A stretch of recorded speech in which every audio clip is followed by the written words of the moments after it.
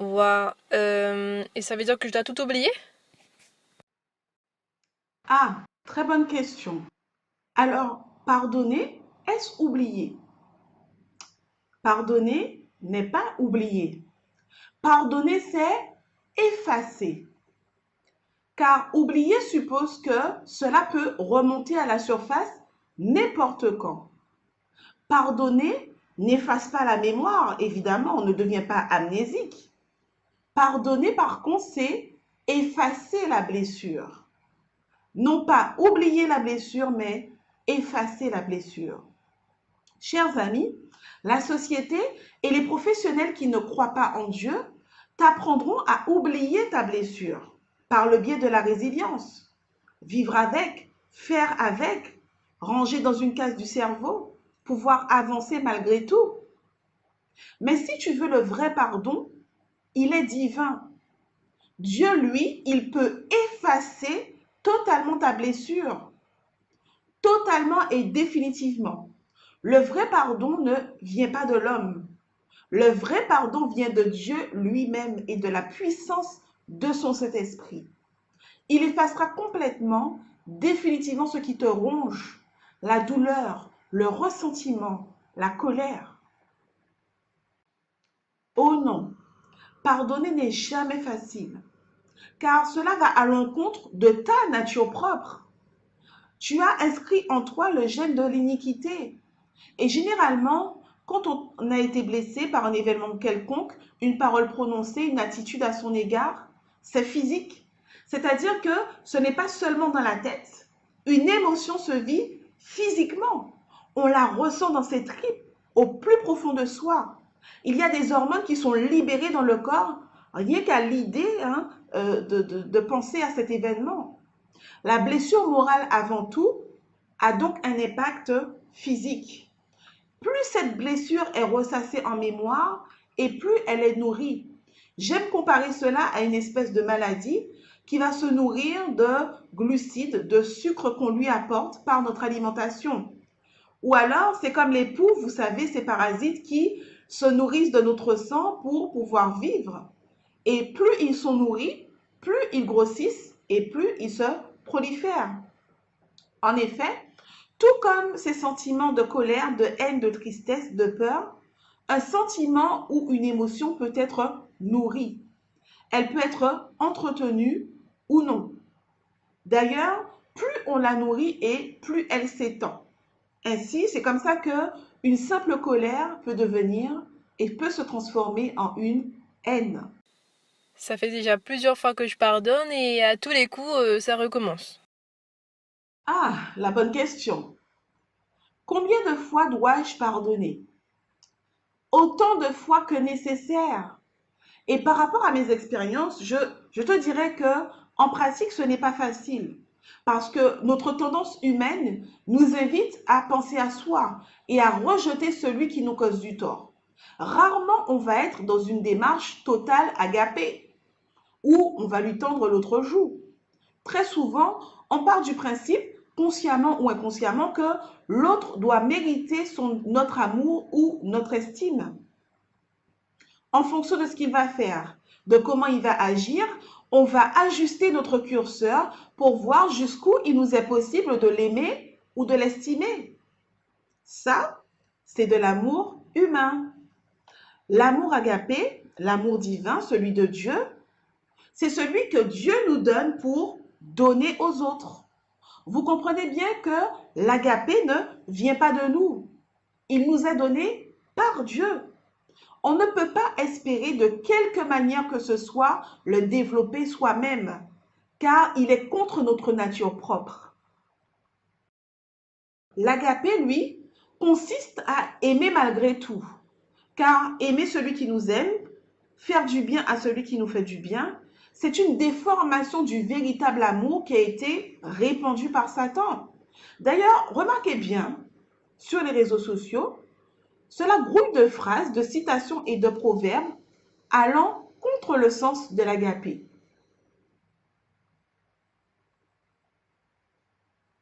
Réalise-t-on vraiment ce que l'on partage et surtout ce que cela véhicule? Et d'ailleurs, j'attire votre attention. Nous sommes censés briller pour Dieu, nous sommes censés être différents et rendre témoignage. Alors au final, combien de fois dois-je pardonner à l'autre? Romains 18, verset 21.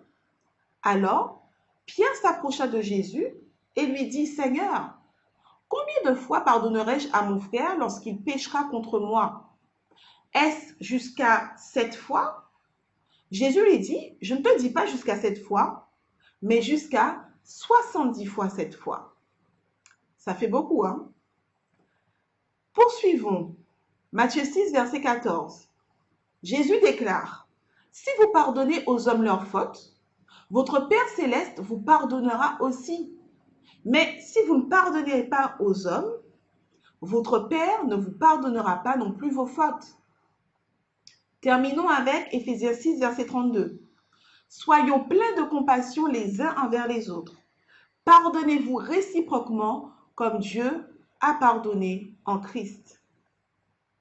Nous pouvons choisir, tu peux choisir, tu as la possibilité de choisir de pardonner ou non. La Bible est claire à ce sujet.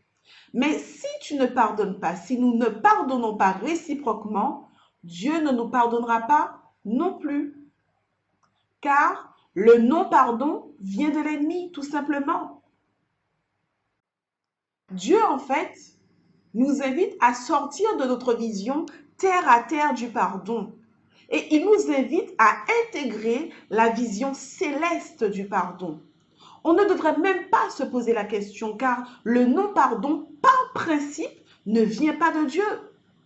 Combien même une personne nous ferait le même tort toute notre vie, c'est autant de fois qu'il faudrait lui pardonner. Car ne pas pardonner, c'est adhérer à la loi de Satan lui-même. Alors, est-ce que j'ai répondu à ta question? Ok, donc en gros, je dois tout accepter. Ah, excellente question. Est-ce que pardonner, c'est tout accepter? Voyons tout de suite ce que dit la parole de Dieu. 1 Corinthiens 13, verset 7.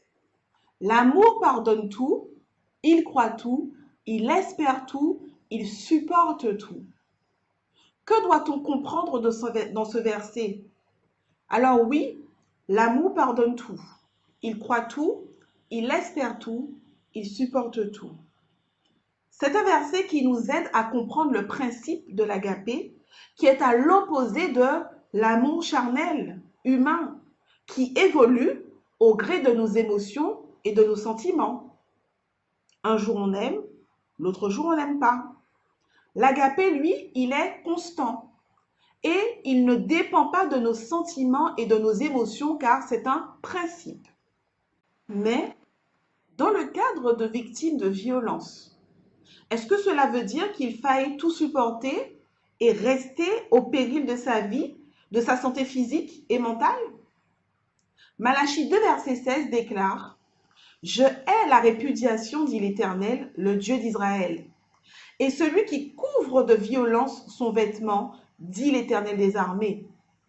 Prenez donc garde en votre esprit et ne soyez pas infidèles. » Dieu, dans ce texte, dénonce le divorce qu'il considère comme une infidélité faite à l'alliance passée entre deux époux. Mais il dénonce et déclare qu'il est également celui qui couvre de violence son vêtement. Et lorsqu'on remonte au verset 14, on comprend très bien qu'il parle du cadre conjugal. Dieu est contre l'injustice, ne l'oubliez pas. Et il est clair que si vous vivez une situation de violence, quelle qu'elle soit, que votre santé, voire votre vie est en danger, Dieu condamne cela. Romains 6, verset 10 déclare « L'amour ne fait pas de mal au prochain, car l'amour est l'accomplissement de la foi. » Ok, je devrais aussi la fréquenter, genre comme si de rien n'était. Ah, eh bien, l'amour espère tout, l'amour supporte tout, et l'amour croit tout. Nous devrions, oui, dans l'idéal, revenir à une relation comme avant. Mais il y a des cas, comme celui que nous venons d'évoquer, où le danger, la menace de l'autre est encore présent. Les souvenirs de traumatisme aussi peuvent être bien présents. Il y a des situations aussi où les choses ne peuvent pas redevenir comme avant, car les uns et les autres sont dans des dynamiques de vie complètement différentes. Mais comment savoir quand on est guéri? Comment savoir quand on est guéri? Très bonne question. On est sûr d'être guéri quand on se sent libéré, délivré d'un poids et quand on peut se sentir vraiment physiquement libéré de ce poids, se sentir léger. Ce qui est sûr, c'est que quand on est guéri, il y a un changement et on ressent au-dedans de soi ce changement. Mais on est sûr aussi d'être guéri quand il nous est possible de côtoyer, de croiser, voire de fréquenter la personne concernée sans aucun problème. On ne ressent plus les mêmes émotions, sentiments, malaise, voire mal-être lorsqu'on lui parle ou lorsqu'on la voit. Et pour y arriver, il est impératif de parler, de communiquer avec la personne concernée. Cela est vraiment important parce qu'il contribue, la communication, le fait de parler avec l'autre, contribue grandement à la guérison. Alors, avoir été guéri par Dieu de ses blessures émotionnelles et psychiques n'empêche pas, à mon sens, que le souvenir des événements reste intact dans l'esprit. C'est-à-dire qu'on ne devient pas d'un coup amnésique. Non, je m'explique. Parfois, des appréhensions, des peurs basées sur certains souvenirs font qu'une relation peut avoir du mal à redevenir comme avant. On peut se poser des questions. Et si ça recommence comme avant, est-ce que je peux lui faire confiance? D'où la communication et l'importance de la communication avec l'autre pour briser ses appréhensions et se rendre compte que le danger n'est plus. Plus de quiproquos à l'avenir, plus de risques de calomnie, etc.